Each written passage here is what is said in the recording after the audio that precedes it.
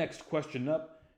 We always start with the question sentence as always, and we'll begin by understanding that we want how many complete supply kits can we make?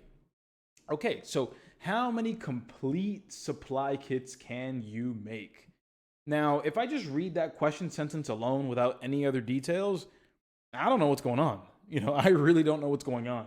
But the word or words that I'll highlight here, I think the word complete is definitely going to be a word that I'm going to highlight, because everybody, you tell me, in your head, when we ask for how many complete blanks of anything we can make, does the word complete sound like we're saying a whole number?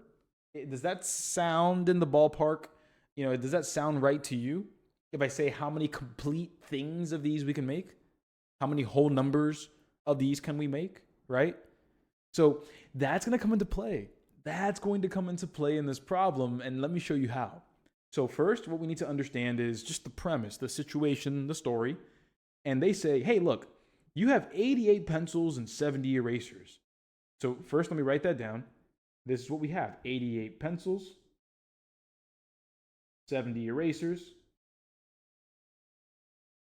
And then it says, hey, each supply kit gets 4 pencils and 5 erasers. All right, sounds good. So we have 4 pencils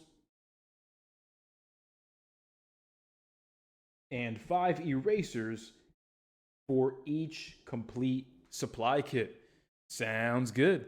So everybody, if we ask ourselves, hey, how many complete supply kits can we make? Well, here's what I'm going to do. This is what your typical student is going to do. Your typical student will look at this and say, hey, all right, how many can we make? Well, if I have 88 pencils and I'm using 4 pencils for each kit, I'm going to divide. Everybody, off the top of your head, 88 divided by 4 gives us what? Yeah, that's going to give us 22. 100% correct. So let me go ahead and just draw this little vertical line, and I'll say, hey, this is 22 kits based on the pencils. Okay? 22 kits based on the pencils. But everybody, if I'm making 22 kits, let me show you this. I also need erasers in there. And so what I'll do is this. If I did 5 erasers times 22 kits, how many erasers do I need? 2 times 5 is 10. 2 times 5 is 10. Carry the 1 is 110. Everybody, do I have 110 erasers? Do I have 110 erasers? No, I don't. So can the answer be 22 kits? No, it cannot. Because even though we can make 22 kits based on the pencils, you still need 5 erasers for every single one of those kits. If I'm doing 22 kits at 5 erasers a piece, that's 110 erasers. I don't have 110 erasers. So I cannot say that the answer is D. I cannot say that it's 22 kits. That does not make sense. Instead, let me hop over on this side. Let me go ahead and do some math over there. So let me erase this. Goodbye. And then let me ask myself, how many times does 5 go into 70, everybody? How many times can that happen? A little bit of long division, right? Okay. 5 goes into 70. 5 goes into 7 once. 2 left over. 5 into 20. That's 14. So boom. We have 14 kits that we can make. And over here earlier, we said that was 22 kits. But here's the thing, everybody. I have enough for 14 kits on both. Because if we can make 22, we can definitely make at least 14 with the pencils. And this is the maximum we can make with the erasers. So we can't make any more. We can't make any more. We can't make 22. We can make 14 with erasers, and that's the most that we can make with both. Because if we made 15 kits, we would need 75 erasers, and we don't have that.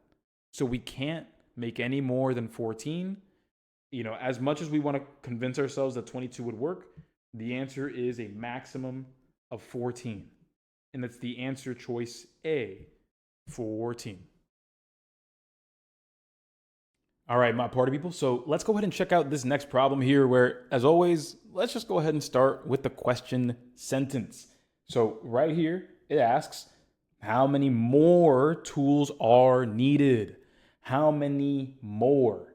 That's something I'm very much so going to highlight, everybody. Again, how many more are needed?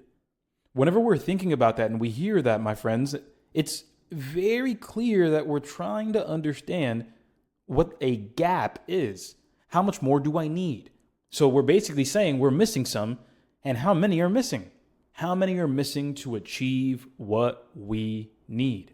And so that's what we're going to focus on, all right? That's exactly what we'll focus on here, because when we try to understand the situation, check things out. Each of 20 workers needs 5 tools. This is what we have. The warehouse has 81. So boom, right there. Check that out one more time. Each of 20 workers needs 5 tools. So right here, this is showing us what we need. And then over here in green, this is what we have. So my party people, when we check this out, when we are comparing what we have versus what we need, subtraction is what's going to help us fill that gap, help us understand how much remains or how many more tools are needed. So here we go. In blue, we have 20 workers and they each need 5 tools. When you see the word each, what you're trying to do is you are going to be multiplying to get the grand total or dividing to get one of the pieces. We already have the pieces, 20 workers and 5 tools per worker. So we are going to multiply them to get the grand total, the grand number of tools that you need for everybody.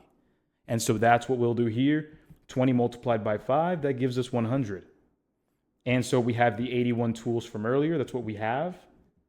And so to get what's remaining, we'll simply go ahead and subtract. And that's what our answer is going to be. Our answer is going to be 100 minus 81 to get that gap. So let's just go ahead and check that out. That's going to give us 19. And I can show you right over here to save a little bit of time right there on the right side. 100 minus 81, we have to do a couple of borrowing steps, but once we do that, we subtract and we end up with 19. So the correct answer here, everybody, is answer choice A, 19 tools are needed. And there we go. All right, so let's handle this question up here, where the first thing we're going to do, regardless of how easy or hard a question is, again, just to avoid getting tricked by some of the wording of these questions, we're going to start with a question sentence. How much will you spend?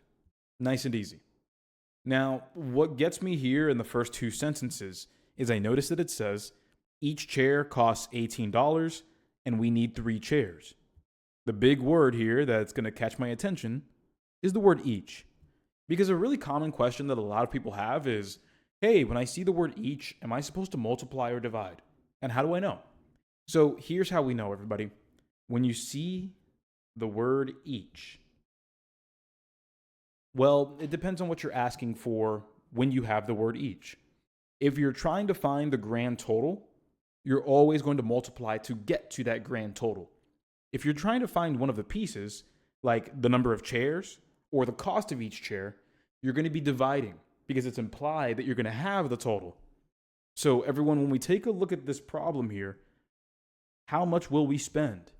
Yes or no in your eyes is how much we'll spend similar to being asked for the grand total? Is that similar enough for you? Yeah, I think so too. So this is going to be one of those situations where we can confidently say we're supposed to multiply.